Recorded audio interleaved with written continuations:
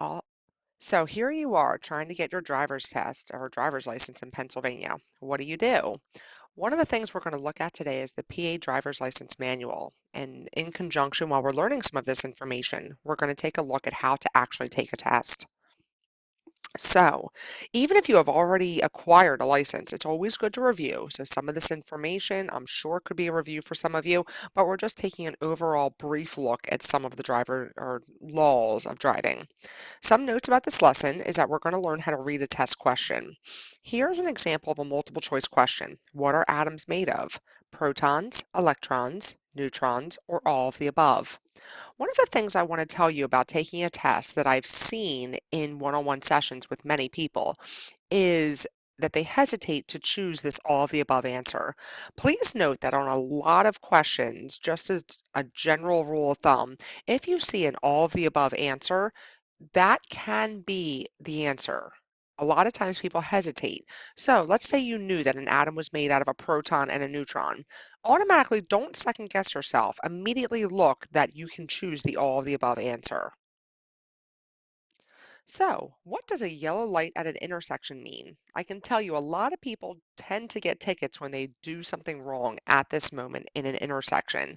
I know people see this and they wonder, am I supposed to stop? Do I speed up? What am I supposed to do? When the light actually turns yellow, that means that it is obviously turning red. And red, you know, means to stop. If you are already in the middle of the intersection, of course you don't stop then. You continue to go through. But if you are anywhere approaching the intersection, you are supposed to slow down and stop. That might mean that you stop a little fast. That's fine, as long as everybody is safe. Just remember that you are not supposed to speed up. So here would be an example of a question that might appear on a driver's license test. What should you do if you are approaching a yellow light? Speed up if you are close to the intersection, or slow down and come to a stop? So, what does a red flashing signal mean? A lot of people can see this and get very confused. You could see these as a standard that they're set to flash, or at other times there can be a malfunction at an intersection and the lights could be flashing red. So, what are you supposed to do? What that means is that that is now treated as a stop sign. You must come to a full complete stop.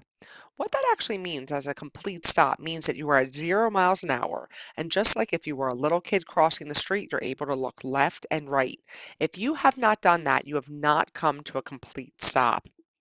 If you were to go through that, you can get a ticket for rolling through a stop sign or rolling through a red signal. It says here, if there's a white stop line or crosswalk, you must stop before that line. A lot of people don't realize that what you're supposed to do is stop before that line. So what happens if you can't see clearly into the intersection and you've stopped at that line? You're still supposed to stop there and then roll forward and stop again. If you pass that white line and stop, even knowing that you can't see from point A, you can still get a ticket for running a stop sign or running a red light. Please be aware of that. You need to be able to look at all views of traffic. So again, just like a little kid looking left and looking right, you cannot take that for granted. It can prevent an accident. So, what should you do when you see a blind individual? A lot of people actually come into an issue here or knowing who has the right of way. Ways that you can tell if somebody is blind is by this white cane you'll see in the picture here. Also, know that as soon as you see a guide dog, you should be on alert for knowing that the person does have a disability. With that being said, people with a disability always have the right of way. You must protect pedestrians while driving. You are the person in the car, and it is your right to protect those around you. So, quiz time. What should you do when red lights are flashing? So, we have speed limits. I put on here, what is the speed limit when a school zone sign is flashing? It's 15. But here's a question that some people don't know. At what point is it not 15 miles an hour? What do you think? When is it not 15 miles an hour? If the lights are no longer flashing, it is not 15 miles an hour. So, noon or different times where school may not be in session, it is the standard speed limit. So, if the road's 35, it's still 35. Another one that tricks people up is during a school holiday, Christmas. The lights will still be flashing. What you need to know is that that is not 15 miles an hour anymore. But to be safe, you can always stay at 15 miles an hour to prevent getting a ticket. Should you stop to check for cars when you see a yield sign? Actually, no, you are not supposed to stop when you see a yield sign. The only time you stop during a yield sign is if a car is coming. At that point, you can stop because they have the right of way, but you do not stop to check. A lot of people actually cause traffic jams and accidents by stopping at a yield sign when merging onto major highways. That is not what you are supposed to do. You are supposed to slow down, check for traffic briefly, and continue to go. If you see a car coming, you are supposed to stop and let that person in. But if you do not see anybody, you are supposed to continue to go. Please don't forget about pedestrians and bicyclists. A lot of people don't think that they have the right of way. Everybody knows once you are driving that, again, you are supposed to protect people who are not in cars around you, which means those on bicycles or those that are walking. They do have the right of way. So, speed limit signs. Teen driving fact. The number one reason teens get into accidents at the ages of 16 and 17 years old is because of speeding and driving too fast. Please be aware that you must follow the speed limit signs. So, let's say the speed limit is 65. You can go slower, but you can only really go about 60 miles an hour unless there's an issue around you, such as heavy rain or snow, something that's impeding your driving. Again, then going up the other direction, you're really not supposed to go more than, let's say, 68. All right. The plus or minus rule is about 3 miles an hour. So you should obey that when driving. That does not mean that if it's a clear sunny day that you can do 75. It does not mean that at all. It means that you have to obey the speed limit signs to keep everybody safe. So how do we drive through a curve? A lot of times people can hydroplane or get into an accident because they don't understand physics when driving on the road, especially during a curve. A lot of people will enter a curve doing the speed limit. So let's say it's 45 miles an hour, and then they try to slow down once they're in the curve. That actually does not work and your car will skid. When you see a curve coming up, you should lower your speed to a safe drive. Where you'll see this occur most frequently outside of a normal back road is actually on a highway when you're taking an exit and you'll be turning. Make sure you slow down and adhere to the speed limit signs. It'll say advised speed of 35 or something along those lines.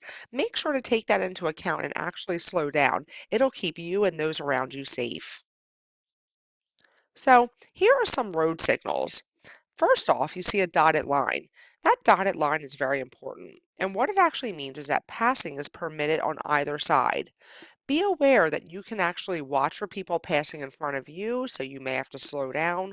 Or if you want to let somebody pass you, you can give them the right of way and slow down and allow them to pass you. All right.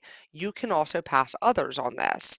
Please be aware that still you have to maintain safety. So if a car is coming, just because it's a passing lane doesn't mean you can immediately get into their lane. You must do it at only under safe conditions.